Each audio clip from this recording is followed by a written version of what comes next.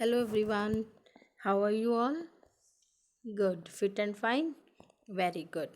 Today we will start our revision from question number 9 of chapter 2 Science. Hope you all have learned first 8 question answers of chapter 2. Let's start. Ninth question is explain the process of breathing in fish. बेटा ये मैंने आपको when we were reading the chapter I told you that how fish breathe. So the respiratory organs of fish are gills. ठीक है, क्या है इसके respiratory organs? Gills. तो फिश को देखो, फिश का हैबिटेट क्या है? वाटर. ठीक है, फिश तो वाटर में ही रहती है, तो उसको वाटर से ही ऑक्सीजन लेनी पड़ेगी ना. तो फिर फिश क्या करती है? Fish Gulp water through their mouth. ठीक है, माउथ के थ्रू वो क्या लेके जाती है अंदर? वाटर. तो कहते हैं from there it reaches the gills. तो माउथ से फिर वो वाटर कहाँ पे पहुँच जाता है? गिल्स पे. Then gills take in oxygen dissolve in water. तो गिल्स क्या कर लेते हैं? एब्जॉर्ब कर लेते हैं ऑक्सीजन को, जो किस में डिजॉल्व होती है? वाटर में. And fish throw out the water back. उसके बाद फिश क्या करती है? उस वाटर को, मतलब उसमें से ऑक्सीजन एब्जॉर्ब करने के बाद उस वाटर को क्या करती है? थ्रो कर देती है वापस बाहर. So next is solve the clues. First is its openings are called nostrils, that is nose. Very good. Next is they are the balloon like organs of the respiratory system. Balloon like organs कौन से हैं? Lungs. It is found below the main respiratory organ. पहले आप ये देखो कि main respiratory organ कौन सा है? Lungs है. उसके नीचे क्या क्या होता है? That is diaphragm. तो इन्होंने यही पूछना, it is found below, कि below नीचे, किसके नीचे? मेन रेस्पिरेटरी ऑर्गन के नीचे. Next is they are the two tubes entering in the lungs. तो कौन सी टू ट्यूब्स हैं? That is bronchi. ठीक है, विंड पाइप स्प्लिट होती है ना टू ट्यूब्स में, जिसको हम क्या बोलते हैं? ब्रोंकाई. और उसके बाद वो दोनों ट्यूब्स कहाँ पे एंटर कर जाती है? हमारे दोनों लंग्स में. ठीक है, so these are called the bronchi. Now next is find the pairs which are incorrectly paired and rewrite them correctly in the space given below. Plants, stomata. This is right. Plants तो stomata के through ही breathe करते हैं. Frog, frog कहते हैं gills? No, gills के through तो fish breathe करती है. So this is wrong. Next is cockroach. Cockroach कहते हैं स्किन के थ्रू? नो. ठीक है, कॉकरोच तो स्पाइरिकल्स के थ्रू करता है. So this is wrong. Next is earthworm. Earthworm spiracles के थ्रू? नहीं. अर्थवर्म किसके थ्रू ब्रीथ करता है? स्किन के through. So this is the correct match. You can see frog lungs and skin, cockroach spiracles, and earthworm skin. So this is very easy. Now next is 12th, differentiate between the process of inhaling and exhaling. Inhaling का क्या meaning होता है?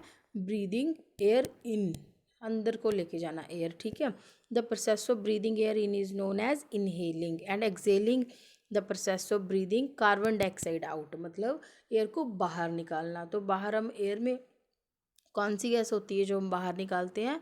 Carbon dioxide. So process of breathing carbon dioxide out is known as excelling.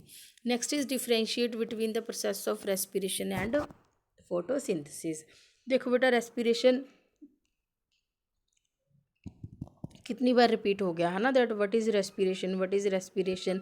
तो पहले हमने वही लिखना है. In the process of respiration break down of food takes place with the help of oxygen. ठीक है, कि फूड की ब्रेक डाउन होती है किसकी हेल्प से? ऑक्सीजन की हेल्प से.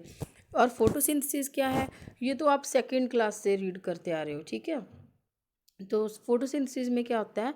Food is made by plants by absorbing carbon dioxide and water.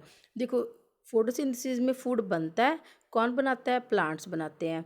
किसकी हेल्प से? कार्बन डाइऑक्साइड एंड वाटर की हेल्प से. और रेस्पिरेशन में क्या होता है?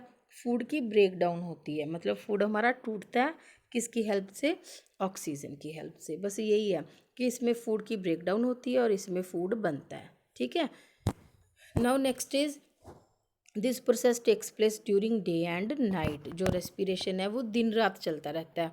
Photosynthesis takes place during day time only. क्यों डे टाइम? क्योंकि सनलाइट कहाँ कब प्रेजेंट होती है? Only during day time. Night को कभी देखा है सनलाइट? नहीं ना.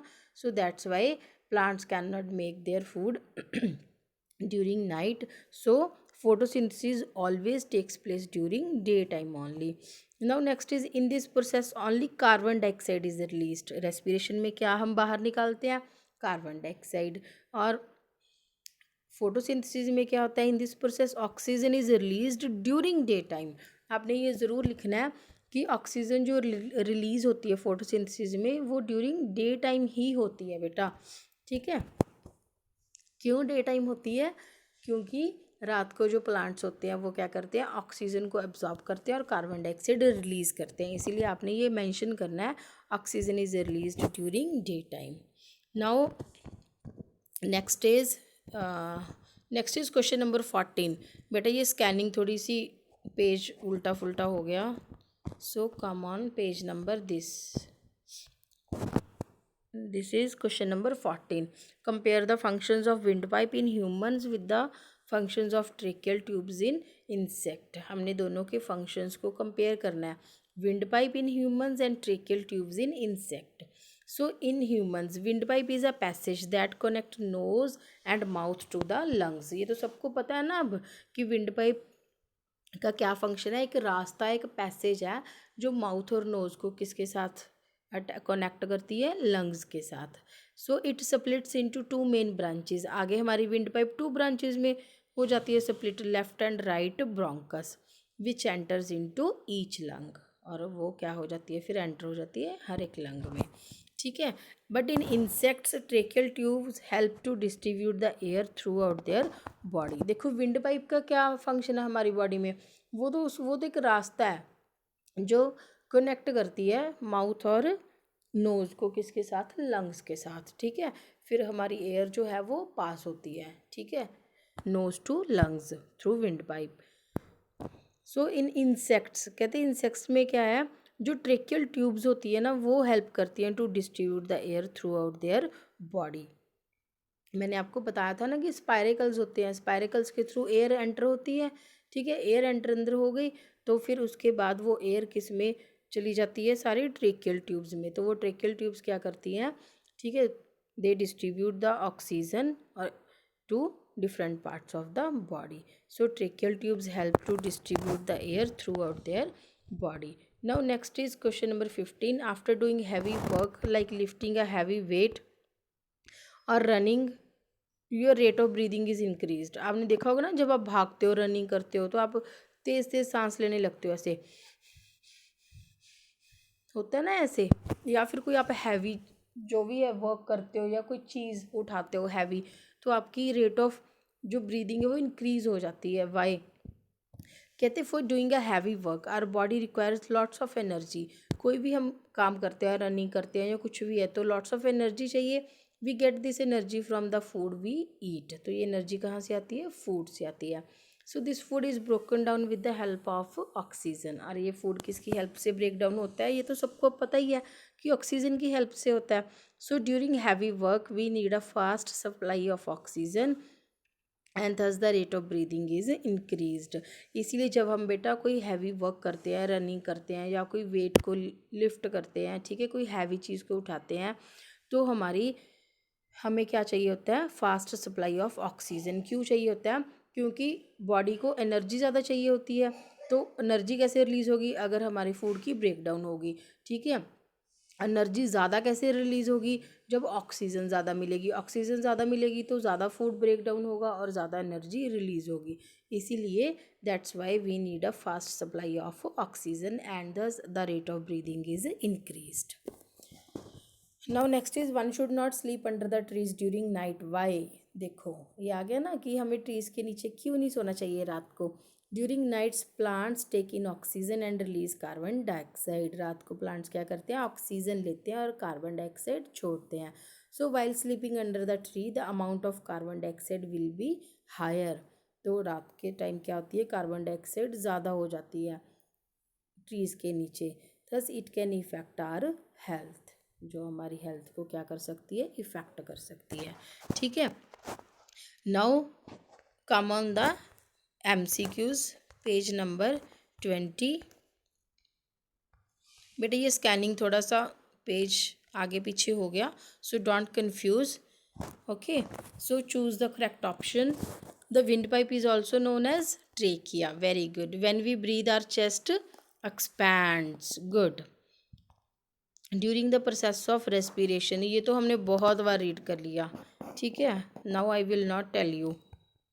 Now next is diaphragm is a muscle that helps in breathing. Diaphragm वो मसल है जो किस में हेल्प करता है, ब्रीदिंग में. ना ये बोन है ना ये फ्लूइड है, ये क्या है, एक मसल है.